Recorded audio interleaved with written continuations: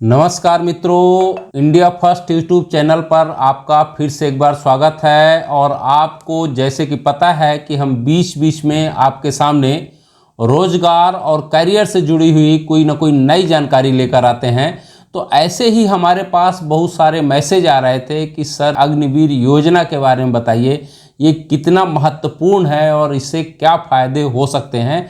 तो आज हम आपके सामने चलिए लेकर हाजिर हुए हैं अग्निवीर योजना के बारे में। अग्निवीर ये जो योजना है मात्र रोजगार क्रिएट करने का एक जो है आइडिया नहीं है, बल्कि इसके माध्यम से जो बच्चों में जज्बा है, जोश है और देश सेवा के प्रति उनमें कुछ न कुछ करने की ललक है, मुझे लगता है वो अग्निवीर योजना उनके लिए बहुत ही अच्छी है।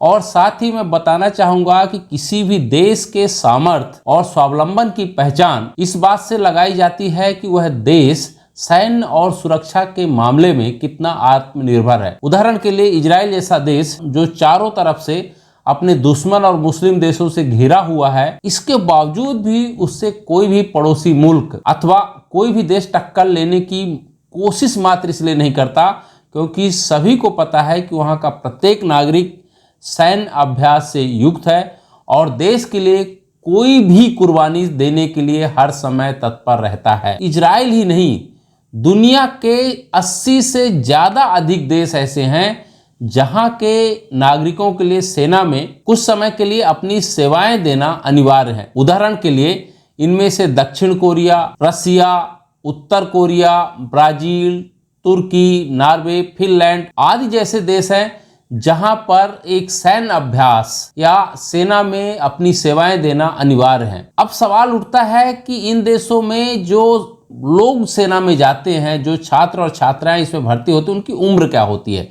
तो मैं बताना चाहूँगा इसमें से अधिकतम जो देशों में जो छात्र सेना के सेवा देने के लिए जाते हैं उनकी उम्र 18 से 27 वर्ष के बीच की होती है। अब ऐसे समय में प्रश्न यहाँ बार बार उठता है और बच्चों के मन में, जो छात्रों के मन में भी यही सवाल था कि इससे सरकार क्या हासिल करना चाहती है और इससे हमें क्या फायदा होगा। क्योंकि जैसे ही अग्निवीर योजना की घोषणा हुई थी तो आप लोगों ने देखा होगा कि बहुत सारी विपक्षी पार्टियों ने इस योजना को बहुत हंसी के साथ टाल दिया था और कहा था कुछ समय के लिए हमारे छात्रों को एक तरह से डेली वेजेस के रूप में नौकरी प्रदान करने की ये जो प्रणाली प्रारंभ हो रही है वो देश के लिए अच्छी नहीं है। मैं बताना चाहूंगा कि कुछ ऐसी ही मंशा हमारे भारत सरकार की जो है अग्निवीर योजना को लेकर है। इससे एक तो बड़ी संख्या में प्रामाणिक अग्निवीरों को तैयार किया जा सकेगा, दूसरा इन्हीं में से कुछ ऐसे जांबाज सैनिकों की पहचान भी हो सकेगी जो देश और राष्ट्र हित के लिए कुछ भी करने के लिए तैयार हैं, जिनको स्थायी नौकरी देकर सेना का अंग बना लिया जाएगा। अब आपके मन में सवाल उठ रहा होगा कि आखिर इस योजना की जरूरत क्या थी। इससे भारतीय सैनिकों की औसत क्या उम्र कम हो जाएगी या अभी भारतीय सैनिकों की औसत उम्र जो 32 वर्ष है वो क्या और घट जाएगी। मैं आपको बताना चाहूंगा अमेरिका के सैनिकों की जो औसतन उम्र होती है वो 27 वर्ष की होती है, जबकि ब्रिटेन के जो औसत उम्र होती है वहां के सेना में जो लोग काम करते हैं वो 30 वर्ष के आसपास होती है। यानी हमारे सैनिकों की औसत उम्र यदि अग्निवीर योजना के माध्यम से हम चयन करते हैं छात्रों का तो कुल मिलाकर के 26 वर्ष औसत उम्र हो जाएगी। और जैसा कि पता है सेना किसी भी देश की रीढ़ की हड्डी होती है और अगर ये रीढ़ की हड्डी कमजोर हो तो वह देश अपने दुश्मनों का मजबूती से मुकाबला नहीं कर सकता है। इसीलिए देश के सिर्फ युवाओं को मौका न देने के लिए सरकार ने अग्निवीर योजना के माध्यम से एक क्रांतिकारी सोच को भी आपके सामने लेकर हाजिर हुई है। एक और महत्वपूर्ण बात मैं आपको यहाँ बताना चाहूंगा, इससे हमारे देश में एक तो उच्च कोटि की नागरिकों की उपलब्धता बढ़ेगी। इसलिए सेना में जब भी कोई जवान हमारे समाज से आकर काम करेगा, इससे न सिर्फ देश की प्रगति होगी, एक बात और मैं आपको बताना चाहूंगा, यह मात्र एक नौकरी नहीं है, बल्कि यह समझिए कि सरकार देश के हर नागरिक को 4 साल तक देश की रक्षा करने का मौका दे रही है।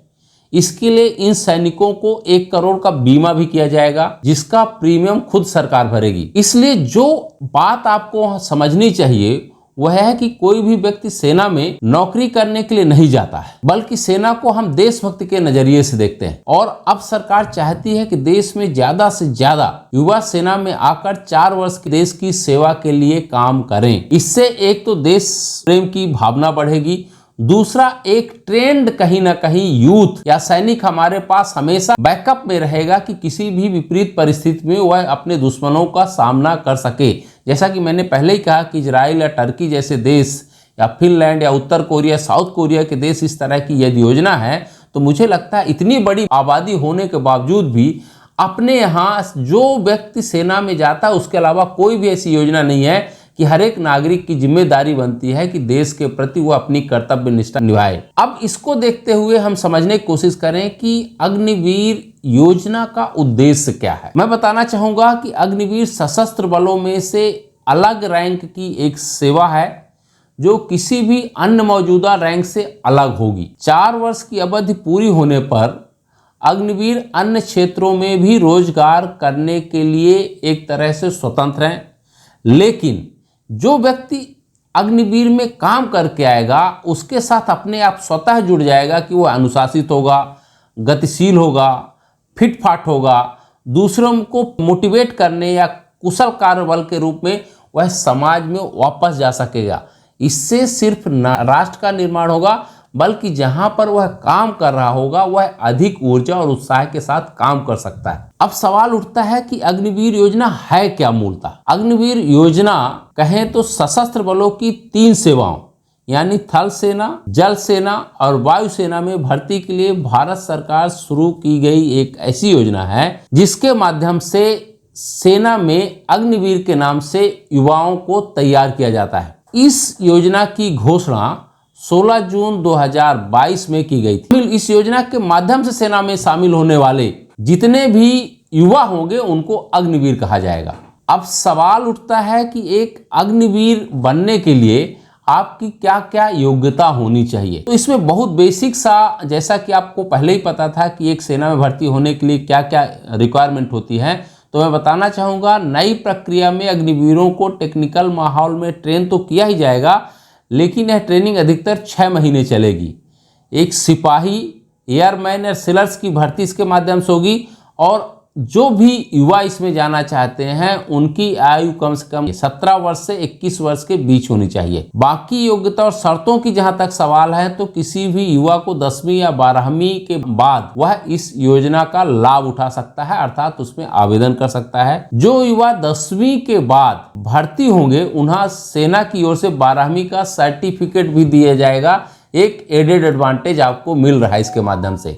साथ साथ ट्रेनिंग पीरियड कुल मिला के 4 साल की नौकरी भी होगी, जिसका प्रारंभिक वेतन जहां तक सवाल उठता है लगभग 5 लाख रुपए आपको तनख्वाह भी मिलेगी, जिसकी हर साल इसमें बढ़ोतरी होगी और चौथे साल आपका वेतन बढ़कर लगभग 7 लाख रुपए माने 6.92 लाख रुपए हो जाएगा। जो अभी जो योजना चल रही उसके अनुसार मैं आपको बताने की कोशिश कर रहा हूं। अब एक प्रश्न और आपके मन में उठ रहा होगा कि 4 साल बाद हमारा क्या होगा। तो मैं बताना चाहूंगा कि 4 साल के बाद कोई भी अग्निवीर रेगुलर कैडर के लिए अप्लाई कर सकता है।